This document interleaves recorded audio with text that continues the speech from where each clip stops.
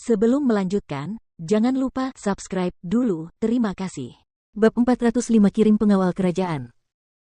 Setelah berbicara dan melihat wajah yang memar dan babak belur yang matanya menatap ke arahnya, kulit wajah Murongbo tampak menegang saat matanya terbelalak karena ketakutan yang amat sangat. Saat rahangnya ternganga dan wajahnya dipenuhi rasa tidak percaya, dia berkata, "Siapa? Siapa yang berani memperlakukan putra mahkota dengan cara seperti itu? Apa yang sebenarnya terjadi di sini?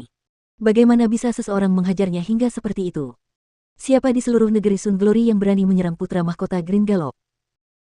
Bayangan kediaman Feng tiba-tiba muncul di benaknya, dan dia pun menjadi tegang, lalu berteriak, "Yang mulia, apakah kediaman Feng yang melakukan ini padamu?" Sambil melotot ke arahnya, Niteng berbalik dan pergi tanpa berkata apa-apa, meninggalkan Murongbo yang marah dan bingung terhenti di tengah jalan. Menunggu hingga sosok Niteng tak terlihat lagi, penguasa itu tiba-tiba tersadar dan berteriak kepada pengawal yang berdiri di sampingnya, "Apa yang terjadi? Bersihkan masalah ini untuk penguasamu."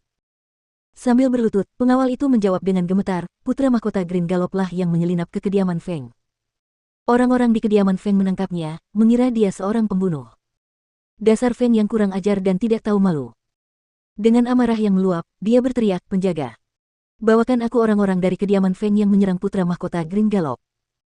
Dalam kemarahannya, penguasa memanggil pengawal istana kerajaan untuk menangkap para penyerang dari kediaman Feng. Di satu sisi, ia ingin menunjukkan rasa hormatnya kepada putra mahkota Green Gallop dan menunjukkan kepadanya bagaimana mereka menangani masalah seperti itu di Sun Glory. Di sisi lain, ia ingin mengirim pesan kepada kediaman Feng untuk memberitahu mereka bahwa keadaan akan berbeda bagi kediaman Feng mulai hari ini dan seterusnya. Jika mereka berani bertindak lagi dengan pelanggaran hukum yang berani, ia akan mencabut klan Feng sendiri. Dengan perintah ini, skuadron pengawal kerajaan berhamburan keluar di tengah malam menuju kediaman Feng. Pemandangan semua pengawal dan kuda mereka yang berlarian di jalan-jalan dengan seragam saat mendekati kediaman Feng tentu saja membuat kegaduhan di seluruh kota. Berita tentang pengawal kerajaan yang berdatangan ke seluruh kota membuat banyak klan khawatir dan terkejut. Apa yang begitu mendesak sehingga harus diselesaikan pada tengah malam? Apakah semua pengawal itu menuju ke kediaman Feng? Apa yang akan mereka lakukan di sana? Sementara banyak klan di kota itu mengejek keluarga Feng dan dengan penuh harap menunggu kejatuhan mereka, banyak keluarga yang baik hati tidak tahan melihat penguasa bertindak seperti ini. Jika ada satu hal yang diketahui oleh orang-orang di kota Kludimun, bahkan oleh seluruh penduduk Sun Glory, itu adalah bahwa keluarga Feng adalah penjaga setia tanah air. Patriark Feng Tua dan Feng Xiao sama-sama loyalis. Mereka adalah pembela Sun Glory yang gigih dan teguh. Bersama dengan pengawal Feng mereka telah menyelamatkan Sun Glory dari banyak jalan buntu. Sangat jelas bagi orang-orang ini bahwa jika bukan karena perlindungan mereka, Sun Glory kelas 9 mereka yang rendah akan ditelan oleh satu negara atau negara lain sejak lama. Bagaimana mereka bisa berdiam diri saat Murongbo menyiksa nona muda Feng, benteng harapan terakhir keluarga? Meski sudah larut malam, aula musyawarah keluarga Geng, salah satu keluarga terbesar di kota Bulan Berawan, dipenuhi orang. Kepala keluarga Geng yang lama baru saja meninggalkan gerbang kota pada hari itu, tetapi ketika berita tentang kejadian baru-baru ini menarik perhatian orang lain dalam keluarga, mereka memanggilnya kembali ke rumah untuk mengadakan pertemuan.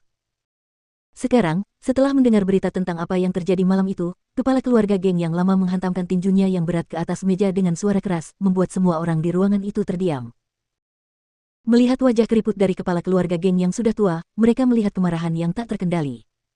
Meskipun suaranya tidak bisa menyembunyikan usianya, kekuatan amarahnya seperti seorang pria yang masih sangat muda.